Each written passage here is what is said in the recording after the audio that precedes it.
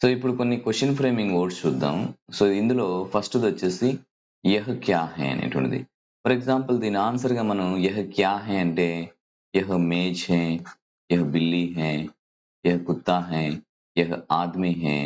So ఈ విధంగా మనం వర్డ్స్ పెట్టి దీని ఆన్సర్ చెప్పొచ్చనమాట.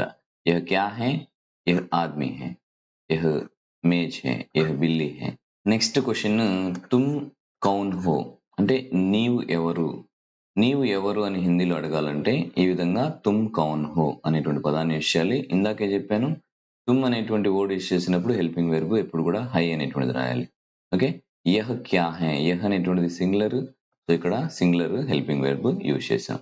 సో క్వెషన్ ఎదుటి వాళ్ళని అడిగేటప్పుడు ఇక్కడ చూడండి హెల్పింగ్ వెర్బ్ సేమ్ ఉంది. మధ్యలో మనం క్యా, కౌన్, కైసే ఇలాంటి పదాలను యూజ్ చేస్తున్నాం.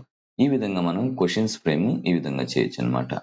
ఇక్కడ చూడండి ఇక్కడ మౌసం కైసా హై అంటే ఇక్కడ మౌసం అంటే హిందీలో క్లైమేట్ అని అర్థం. ఇక్కడ సేమ్ క్వెషన్ సంబంధించిన వర్డ్ మిడిల్లో వచ్చింది. మౌసం కైసా హై క్లైమేట్ ఎలా ఉంది? ఈ విధంగా కూడా మనం క్వెషన్ ఫ్రేమ్ చేయొచ్చు. సో యహ్ క్యా హై, తుమ్ కౌన్ హో వీటిలో మధ్యలో క్వెషన్ ఫ్రేమింగ్ వర్డ్ ని యూజ్ చేసాము.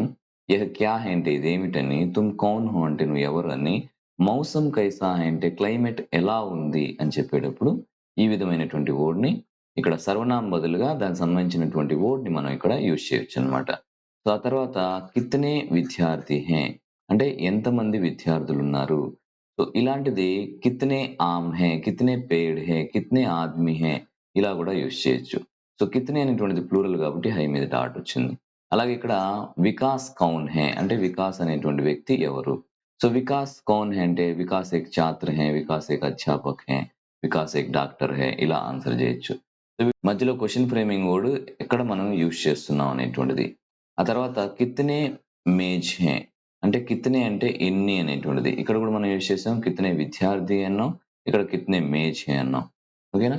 సో కితనే మేజ్ హై అంటే ఎన్ని బెంచీలు ఉన్నాయి అనేటువంటిది. అలాగే ఇక్కడ ఆప్ కబ్ ఆయే అంటే కబ్ అంటే ఎప్పుడు అనేటువంటి అర్థం. కబ్ ఆయే అంటే ఎప్పుడు వచ్చారు అని. ఆప్ కబ్ ఆయే. ఓకే. ఆయా అనకూడదు. సో ఆప్ అనేటువంటిది ప్లూరల్ ఫార్మ్ కాబట్టి ఆయే యూజ్ చేయాలి. తర్వాత క్యా హాల్ హై అంటే అంటే ఏంటి సంగతులని మనం జనరల్‌గా అడుగుతుంటాం గదా! సో అలాగే ఇక్కడ క్యా హాల్ హై అనేటువంటిది హిందీలో మనం అడుగుతాం. సో ఇదే విధంగా ఆప్ అనేటువంటిది ఆప్ కైసే హై మీరు ఎలా ఉన్నారు? సో హై మీద డాట్ పెడితే ఇది ప్లూరల్ అన్నమాట. అలాగే ఇక్కడ రాహుల్ ఔర్ లీలా ఇద్దరున్నారు. సో ఇక్కడ కైసా హై అనకూడదు. ఎందుకంటే రాహుల్, లీలా ఇద్దరు కాబట్టి కైసే హై. రాహుల్ ఔర్ లీలా కైసే హై.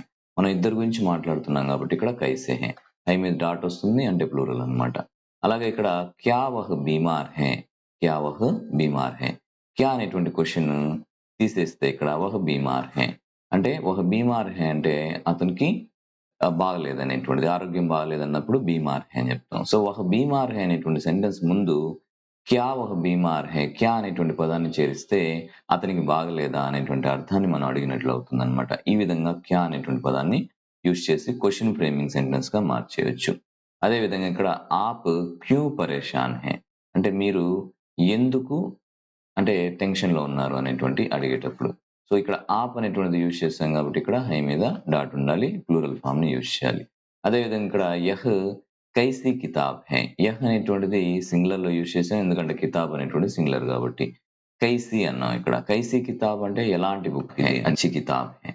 అంటే తర్వాత ఇక్కడ రామ్ కహా హై. చూడండి కహా, కైసే, క్యూ ఈ పదాలన్నీ కూడా మిడిల్‌లో వస్తున్నాయి.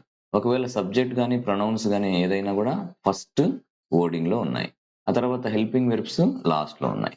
సో ఇప్పుడు మీకు ఈ వర్డ్ ఫ్రేమింగ్ అనేటువంటిది ఈజీగా అర్థం చేసుకోవడానికి వీలవుతుంది. అంతకుముందు చెప్పినటువంటిది కూడా నేను ఒక 3 వర్డ్స్‌లో సెంటెన్స్ ఫ్రేమింగ్ గురించి చెప్పాను.